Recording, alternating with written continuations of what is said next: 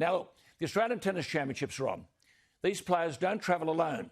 Each has an entourage as big as a football team. And we know they've quarantined in Australia, over 1,200 of them. But we've got nearly 40,000 Australians who cannot get home, who'd be happy to quarantine in Australia. I have received letter after letter, one in particular of a family in London, both employed, renting, 2 children at school, but a very ill mother in Australia. They buy their tickets, they receive their electronic tickets with the date of their departure. So what do? You resign your job, both jobs, you give the landlord notice of vacating, you take the kids out of school and you pack. At the 11th hour, you get an email saying your booking is cancelled. What they don't tell you is that someone has offered more for the same ticket, many times more. So a family wanting to come home to a dying relative is stranded, no job, no home, no school, no income. The Australian Open has proven that we can quickly arrange for over 1,200 people who are not Australian nationals back into the country and quarantined.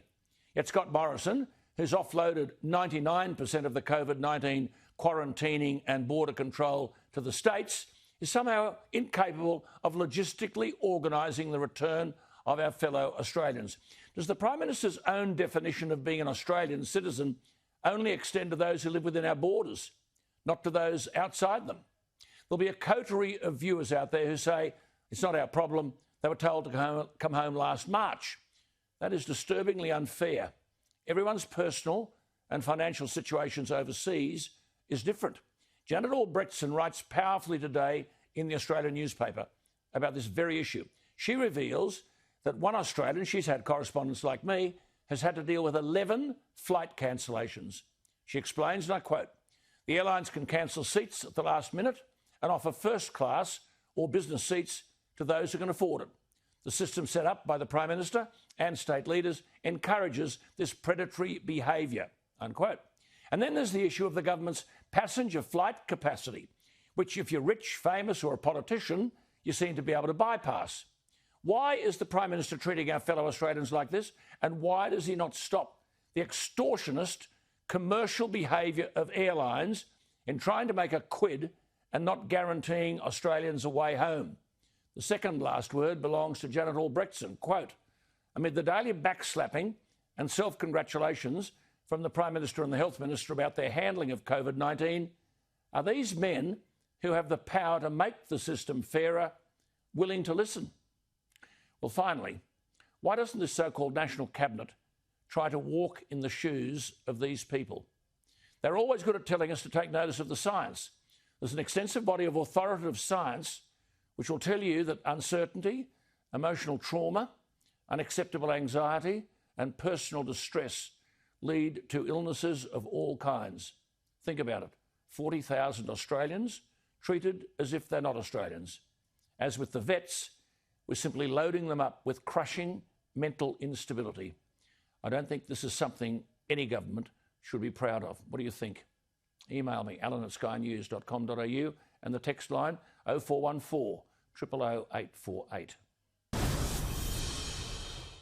Well, let's go to our mail panel. Chris Minns, the member for Kogarah in New South Wales in the Parliament for 5 years. In his maiden speech in the Legislative Assembly, he called for reducing union influence in the Labor Party. That might be why they knocked him off when he tried to become the leader. And increasing representation of ordinary members of our party who have more diverse views. And David Elliott, the New South Wales Minister for Police and Emergency Services, representing Baulkham Hills, a graduate of the Royal Military College Duntroon, who has served with peacekeeping forces in Papua New Guinea. To you first, men, thank you for your time, by the way. To you first, David Elliott. You created a stir. I don't know how much correspondence you got. I got a stack of it. At the end of the segment last week, when you said, oh, well, these 40,000 Australians who can't get home have had a year to get here. I hope you heard my comments a couple of minutes ago. Do you have a different view? Well, while I was listening to your comments, Alan, I got onto Webjet and I can fly back from London to Sydney on Friday for $2,035 on United Airlines. That was my point. And no, David, stop. We know that. But then they buy the ticket for $2,035 and at the end of the day, someone's offered $4,035 and they're put off the plane. Well, there are laws against that in whatever jurisdiction they're coming from. But my point, at the moment, I can do that on Friday and I can do that all next week. But they'll cancel your ticket. Well, I don't know that.